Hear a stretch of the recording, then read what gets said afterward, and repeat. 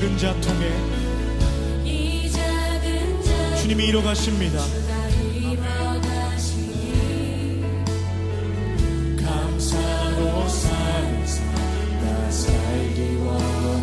내 삶의 시간 속에 내 삶의 시간 속에 주 일하시네. 내 모든 여정 속에 함께 하시네. 깊고도 크신 주의 영광을 나보리라. 위대하신 주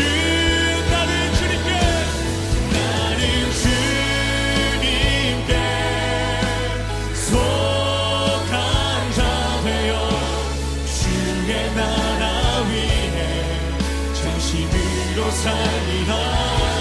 주의 마음에 합한 자 되어 맡기신 소명을 나는 주님께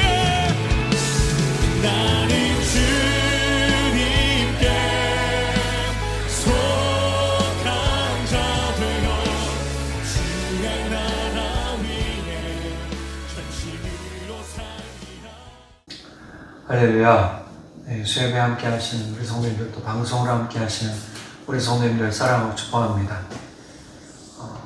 우리가 11장, 10장 계속 우리가 반복되는 이야기인데요. 하나님은 권면하고 훈계하시고 경계하시고 다시금 회개해서 돌아와서 하나님의 품 안에, 하나님의 사랑 안에 머물라라고 계속 반복해서 이야기하십니다. 근데 여기서 이제 우리가 보는 것은 하나님이 아버지의 마음으로 이스라엘을 이집트의 압제에서 건져주시고 또 거친 광야에서 이끌어주시고 돌보아주셨고 채워주시고 상처를 싸매어주신 것에 대해서 오늘 말씀하고 계세요. 하나님은 자녀를 사랑하는 아버지의 마음처럼 아들 이스라엘이 아버지에게 등을 돌리고 떠났을지라도 회개하고 돌아오기를 바라며 기다리시고 더욱 애타는 사랑의 뜨거운 마음으로 이스라엘을 부르십니다. 하지만 오늘 우리가 읽었던 말씀처럼 이스라엘은 여전히 하나님 아버지의 마음을 알지 못하고 있어요. 하나님께로만 돌아간다면 하나님은 약속하신 모든 것을 주시려 했지만 사람들은 하나님의 약속보단 자기들이 원하는 것을 이루고 얻으려 세상의 눈과 마음이 돌아가 버렸어요.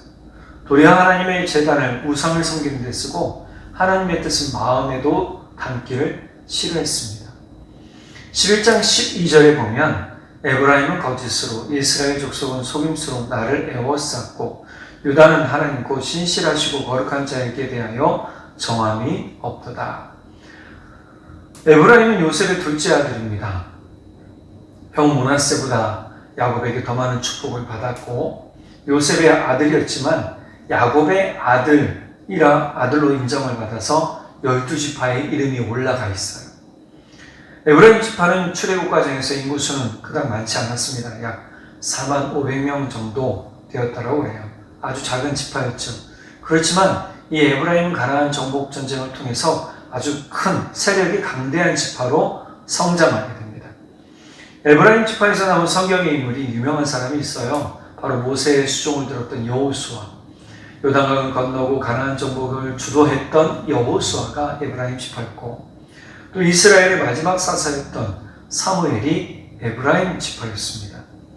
북이스라엘의 초대왕 여로보암도 에브라임 지파였고요. 이 여로보암은 북이스라엘 세겜에 에브라임 지파가 있던 땅이죠. 에브라임 지파가 있던 땅 세겜에 수도를 정하고 그곳에 북이스라엘을 세웠습니다.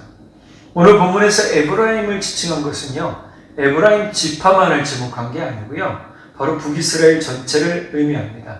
즉 북이스라엘의 10개 지파 전체가 에브라임이다 라고 얘기를 하는 것이고, 실제로 에브라임 지파가 이 북이스라엘의 나머지 지파들을 다스렸기 때문에 에브라임에 대한 그러한 이야기를 하고 있는 것이죠. 하지만 하나님께서 호세아를 통해서 북이스라엘에게 드러내신 것은요, 거짓과 음모, 폭력과 악인들과 교류함으로 타락해버린 그러한 모습이었습니다. 오늘 12장 1절에 보면 에브라임은 바람을 먹으며 동풍을 따라가서 종일토록 거짓과 포악을 더하여 아수르와 계약을 맺고 기름을 애굽에 보내도다 그랬어요. 즉 악인들과 관계를 맺고 살아가는 거예요. 악인들과 교류하면서 악한 모습을 아무렇지도 않게 행하고 있는 것이죠. 이들은 이러한 악한 모습을 뭐라고 그러냐면 8절에 보면 자기들 스스로 이렇게 얘기를 해요. 에브라임이 말하기를 나는 실로 부자라. 내가 재물을 얻었는데 내가 수고한 모든 것 중에서 죄라 할 만한 불의를 내게서 찾아낼 자가 없으리라 하거든요. 그러잖아요. 자, 에브라임은 자기가 부자랍니다. 자기는 진짜 정당하다. 자기는 속이는 게 없다. 교만한 거죠. 또 자기는 부자랍니다. 여기서 보면 이 부자는 어떻게 된 거냐? 7절에 보니까 그런 상인이라 손에 거짓 저울을 가지고 속이기를 좋아하는도다. 거짓 저울은 뭐죠? 네, 이 저울이라는 의미를 좀 봐야 되는데 저울은 심판이기도 하지만 저울은 또 다른 말로서 양심이 마비되면서까지 다른 사람을 것을 빼앗는 그러한 것의 이야기입니다. 풍요로 교만해져서 양심마저 마비된 이스라엘 백성을 향해서 출애굽 광야 시절과 같이 유리한 신세로 돌아갈 것이라고 하나님 말씀하시죠. 9절에 그렇게 말씀하십니다. 자, 여기서 시작하는 그는 상인이라고 하는 그 해당하는 원문 표현에는요, 가나안이라고 음역된 캐나안으로 시작을 하면 돼요. 이처럼 캐나안을 상인과 연결시킨 것은요, 고대 가나안이 페니키아 상인들과 많은 교류가 있었기 때문이라고 합니다. 그래서 케니안이라고 얘기를 해요. 가나안과 페니키아를 섞은 거죠. 그래서 이렇게 풍요로운 삶, 가나안 상인들에 비유되는 것은 사실 그들의 삶을 통해서 하나님의 거룩한 백성이란 정체성을 드러내지 못하고 있는, 또 이를 완전히 상실해버린 그런 것에 대한 하나님은 경계와 또 훈계를 하고 계신 거예요. 9절 보면 내가 애굽 땅에 있을 때부터 나는 내 하나님 여호와니라 라고 하시잖아요. 애굽 땅에서부터 있었는데 이 사람들은 지금 이 북이스라엘, 에브라임 지파가 이끄는 이 북이스라엘 뿐만 아니라 유다도 어떻게 해요? 결국은 이들의 삶이 그들의 정체성과 그들의 모든 하나님을 향한 그런 모습들이 상실되어져 버렸다는 겁니다. 하나님의 눈에는요, 이 북이스라엘 사람들이 어떻게 보였겠습니까? 네, 오직 자기 이익을 위해서 사람들을 속이는, 거짓 저울을 가지고 사람들을 속이는 그러한 상인으로밖에 보이지 않았던 것이죠.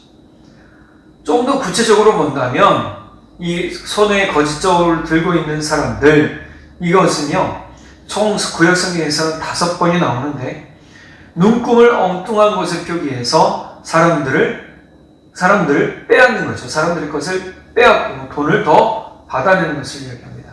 결국 이 속이는 것은 하나님이 싫어하십니다. 잠언 20장 23절에 나오는데요. 하나님은 속이는 자들을 싫어하세요.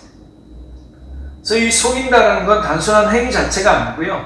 결국은 하나님을 향해서 그 마음 자체가 하나님을 속이려고 하나님을 이용해 먹는, 거짓 저울을 가지고 하나님을 이용해 먹는 북이스라엘에 대한 경계와 훈계를 하고 계시는 것이죠.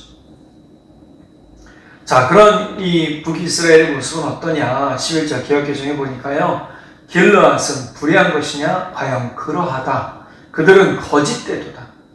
길갈에서는 무리가 수송아지로 제사를 드리며 그 제단은 바디랑에 쌓인 돌무더기 같도다.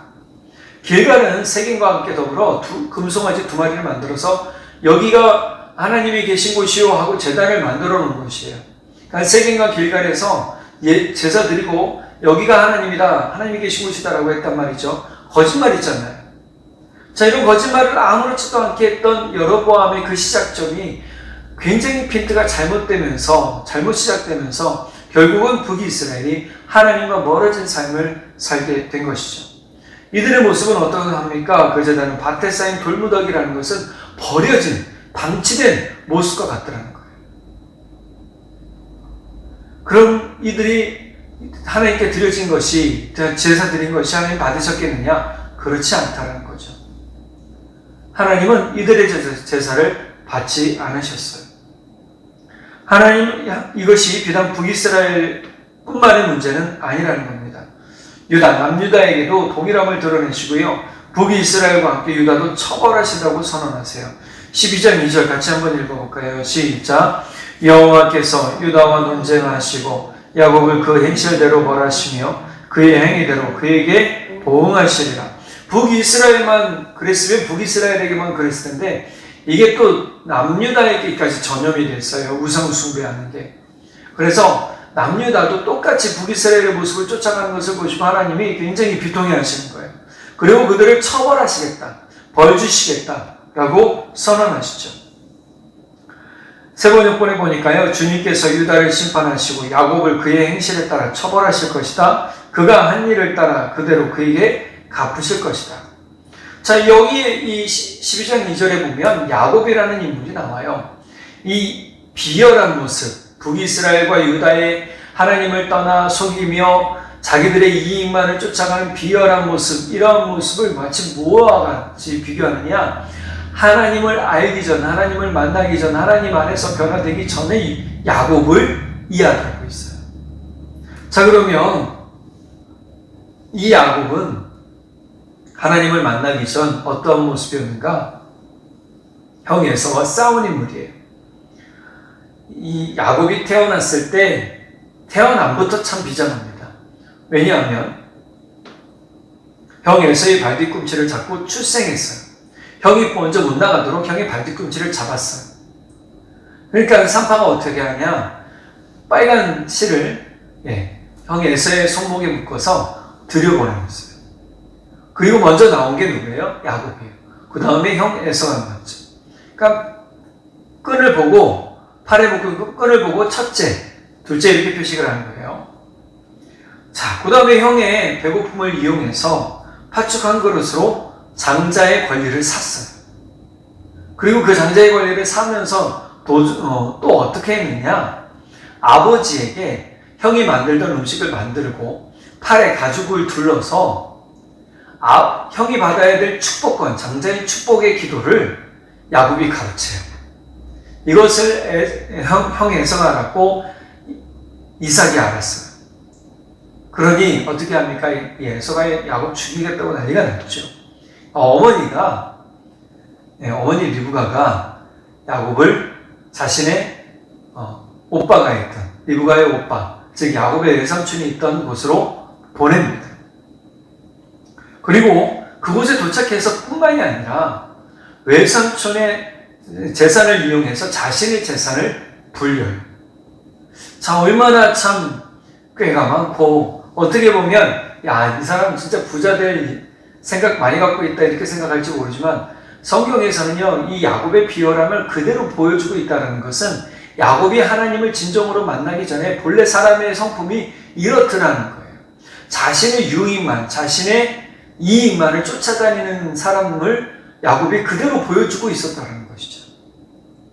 두 번째로 야곱은 어떤 인물이냐? 하나님과 천사와 싸운 인물이에요.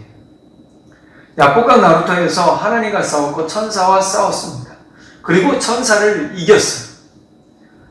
그리고 천사에게 자신을 축복해 주지 않으면 천사를 보내주지 않겠다라고 아주 옷자락을 꽉 붙들고 축복해달라고 강요를 했던 인물이 야곱입니다. 그래서 축복을 받았죠. 이름이 바뀝니다. 너는 다시는 야곱이라 하지 않고 이스라엘이라 할 것입니다. 이스라엘이라는 이름의 뜻은 내가 하나님과 겨루어 이겼다, 싸워서 이겼다라는 뜻이에요. 이게 얼마나 치열하게 싸운 거예요. 야곱이 끝까지 놓지 않으니까 우리 골반뼈를 쳤다고 그랬잖아요. 그러므로 야곱이 절었다라고 얘기했어요. 그리고 나중에는 야곱이 형 에서와 화합하고 화해한 다음에 자신의 가족들을 끌고 어디로 가느냐? 하나님을 처음 만났던 돌베개를 메고 잠을 청했던 광야의 그곳 베델로 가족들을 데리고 와서 제단을 쌓고 예배를 드리게 되죠. 야곱은요, 하나님의 이름을 기억하고 하나님께로 돌아갔단 말이에요. 그래서 5절 6절에 보면 하나님은 야곱이 이렇게 돌아왔던 것처럼 북이스라엘이 또 유다가 이렇게 돌아오기를 원하셨어요. 우리가 5절 6절 같이 한번 읽어보겠습니다. 여호와는 만군의 하나님이시라. 여호와는 그를 기억하게 하는 이름이라. 그런즉 너의 하나님께로 돌아와서 인애와 정의를 지키며 항상 너의 하나님을 바랄지니라. 하나님은 지금 하나님께로 돌아와서 뭐 하라고 그랬어요? 하나님을 바라라고 그래요. 세번역본에 보니까 너희 하나님에게만 희망을 두고 살라고 얘기를 해요. 그래서 오늘 제목이 이거예요. 너희 하나님에게만 희망을 두고 살아라. 우리가 누구에게 희망 두고 살아야 되겠어요? 사람이요? 너희는 사람을 의지하지 말라라고 하나님 말씀하세요. 인생은요, 지나가요. 덧없이 흘러가요. 모든 사람은 다 죽게 되어져 있어요. 그리고 이후에 심판이 준비되어져 있단 말이에요. 사람은 구원자가 될 수도 없고, 사람은 모든 것에 영적으로 인도자가 될 수도 없어요. 누가 온전한 인도자예요? 하나님밖에 없어요. 예수님밖에 없어요. 성령님밖에 없단 말이에요. 자, 그러면 우리가 참된 희망, 영적 희망을 어디다 두고 살아야 되는가? 하나님에게 두고 살아야 됩니다. 5절 세번역본에 보니까 주님은 만군의 하나님이시다. 주님은 우리가 기억해야 할 그분의 이름이다. 야곱이 베델로 가족들을 이끌고 돌아갔을 때 무엇을 기억했다는 거예요? 하나님의 이름을 기억했다는 거예요. 그런 것처럼 우리도 하나님의 이름을 기억하고 돌아가야 된다라고 지금 알려주고 있는 겁니다. 그래야 우리 삶에 희망이 넘치게 되는 거예요. 그래야 우리 삶이 소망이 넘치게 되는 거죠.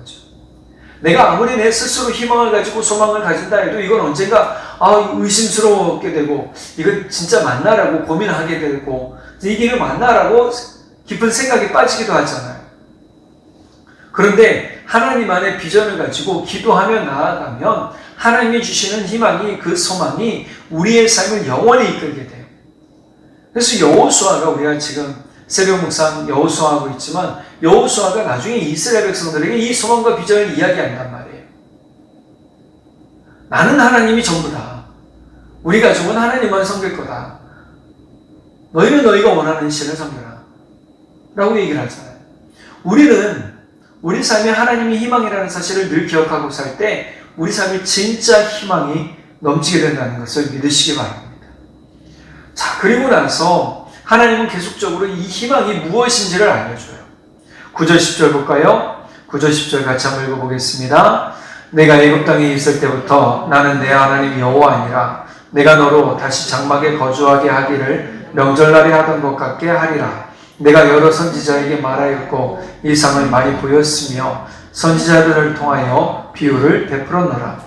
하나님은 계속적으로 알려주시는 분이세요. 세번역본에 보니까 나는 너희가 이집트 땅에 살 때부터 너희의 주 하나님이다. 이집트 땅에 이들이 하나님을 만났나요? 430년 동안 노예 생활하면서 요셉을 모르는 왕이 들어서면서부터 이스라엘 백성들은 노예 생활했단 말이에요. 이 노예 생활이 굉장히 길었는데 하나님을 찾고 부르짖어도 하나님은 이들에게 암흑기처럼 깜깜한 이들의 삶을 그대로 보여주듯 대답하지 않으셨어요. 그럼에도 불구하고 하나님은 어떻게 했냐면 이스라엘 백성들을 굉장히 번성하게 하셨어요. 자손들이 많이 늘어나게 하셨어요. 이들이 죽지를 않았어요. 병든 사람도 별로 없었어요. 이건 광야에서도 마찬가지예요. 광야에서도 하나님은 신발이 해지거나 옷이 해지거나 먹을 것이 부족하지 않게 붙들어주시고 채워주시고 만져주셨어요. 아픈 사람이 없게 해주셨어요. 할렐루야. 그러니 하나님이 우리의 하나님이라고 고백하는 것은 곧 하나님이 내 삶의 희망이라고 고백하는 것과 동일한 거죠. 하나님께서는 예언자들을 통해서 계속적으로 뭘 하세요? 희망과 소망을 선포하세요. 나에게 돌아오면 너희가 살 것이다 라고 희망과 소망을 선포하시죠. 그런데 이스라엘 백성과 북이스라엘과 유다 백성들은 어떻게 돌아오지 않았어요. 물론 북이스라엘 뿐만이 아니라 남유다에도 개혁자들이 있었습니다. 종교개혁을 한 왕들이 있었어요. 그런데 그들이 그렇게 종교개혁을 한 이후에 더 선한 왕이 들어선 게 아니에요. 또 악한 왕이 들어서요. 하나님을 배반하고 하나님을 배신하고 하나님을 떠나고 우상을 섬기는 왕들이 들어온단 말이에요. 하나님은 계속적으로 뭐 하세요? 그럼에도 불구하고 선지자들을 보내서, 예언자들을 보내서 이스라엘이 돌아오도록 요청하시죠. 야곱은 이스라엘에 대하여 하나님은 어떻게 하십니까? 야곱, 이스라엘에 대해서, 야곱의 또 다른 이름이 이스라엘입니다. 이스라엘에 대해서 하나님은 어떻게 행하셨는가? 12절 13절 같이 한번 읽어볼까요? 야곱이 아람에들로 도망하였으며 이스라엘이 아내를 얻기 위하여 사람을 섬기며 아내를 얻기 위하여 양을 쳤고 여호와께서는 한 선지자로 이스라엘을 애굽에서 인도하여 내셨고 이스라엘이 한 선지자로 보호받았거늘. 자, 야곱이 아람애들로 도망갔다는 건 형 에서를 피해서 광야 잠을 잤고, 또 아람애들이라는 것은 광야죠. 여기서 도망하였고 아람으로 가는 길이었어요. 아람은 작센의 외삼촌 라반이 있던 곳이란 말이에요. 또 이스라엘이 아내를 얻기 위하여 사람을 섬겼어요. 첫 아내를 얻기 위해서, 라헬을 얻기 위해서 외삼촌과 계약을 맺죠. 그런데 외삼촌 라반이 야곱을 속입니다. 언니인 레아를 먼저 보내요. 그리고 더 양을 얻기 위해서 뭐예요? 양을 쳤고, 또 아내를 얻기 위해서 양을 쳤다. 또 여호와께서는 한 선지자로 이스라엘을 애굽에서 인도해 내셨어요. 이 선지자가 누구예요? 모세예요. 그리고 한 선지자로 보호하셨어요. 우리 삶에서는요, 하나님이 영원히 우리와 함께 하신다는 사실을 기억하면 하나님께서 우리와 함께 하시는 은혜가 얼마나 큰지를 기억할 수 있다라고 말씀드리고 싶어요. 하나님은 계속해서 지켜주시는 분이에요. 하나님께로 돌아오면 돼요. 그런데 14절 볼까요? 에브라임이 경노하게 함은, 에브라임이 누구를 경노하게 해요? 하나님을 경노하게 해요. 하나님을 분노하게 해요. 화가 나게 해요. 이것이 매우 컸다라고 얘기해요. 그의 주께서 그의 피로 그 위에 머물게 있게 하시며 그의 수치를 그에게 돌리시리라. 즉 돌아오지 않는 에브라임에게 수치를 주고 그 피의 값을 받게 하겠다라고 하나님 말씀하시죠. 우리는 좀 깨달아야 됩니다. 알아야 됩니다. 하나님께로 돌아감이 희망입니다. 하나님께 머무는 것이 희망입니다. 하나님의 은혜는 여전히 하나님의 자녀들에게 미치면서 하나님의 구원 계획은 지금도 진행 중이라는 사실입니다. 그러니 우리는 하나님께로 돌아가야 됩니다. 내 삶의 방향이 잘못된 길을 가고 있거나 들어섰거나 그렇다면 방향을 틀어야 됩니다. 운전 중에 길을 잘못 들면 유턴하듯 우리는 회개하며 하나님께로 돌아가야 됩니다. 그리고 옳은 길, 바른 길로 가야 됩니다.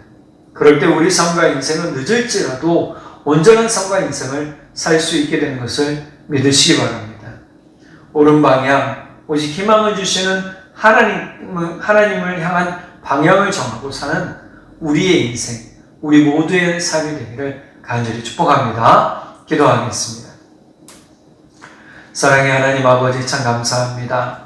우리 인생이 하나님께서 복되게 만들어준 인생인데 우리가 때로 우리의 유익과 우리가 좋아하는 것만 하려고 해서 하나님을 실망시키기도 했고 하나님의 말씀을 거부하기도 했으며 우리 이익을 쫓아 하나님을 이용했던 것도 있었습니다. 주님 용서해 주십시오. 이제 우리가 하나님에게만 희망을 두고 살겠습니다. 다른 어떤 것도 우리에게 희망이 되지 못합니다. 주님, 하나님만이 우리의 희망이시기에 주님께서 복된 사람도 만나게 해주시고 복된 일도 이루게 하시며 형통의 길도 열어주시는 것을 믿습니다.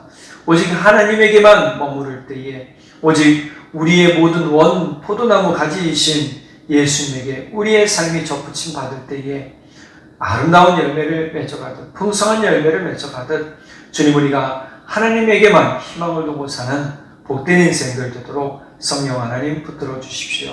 하나님 우리를 끝까지 놓지 말아 주시고 우리가 끝까지 하나님 품 안에서 기뻐하며 주를 찬양하며 즐거워하는 인생들 되게 역사해 주십시오. 지금은 우리 주 예수 그리스도의 크신 은혜와 하나님 아버지의 무한하신 사랑하심과 성령 하나님의 붙드시고 인도하시는 크신 은혜가 주 하나님의 놀라우신 은혜와 하나님께 희망을 두고 사는 모든 성도님들과 그 삶과 가정들 위해 지금부터 영원토록 함께 하시기를 간절히 축원하옵나이다. 아멘. 이 땅에 내 삶이 비록 벅었더라도 주님의 선하심 나 믿으며 가리. 이 작은 자통에 주님이 이뤄가십니다. 감사로 살면서 나 내 삶의 시간 속에 내 삶의 시간 속에 주 일하시네 내 모든 여정 속에 함께 하시네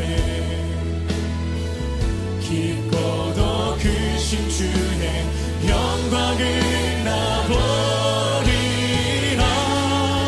위대하신 주 나는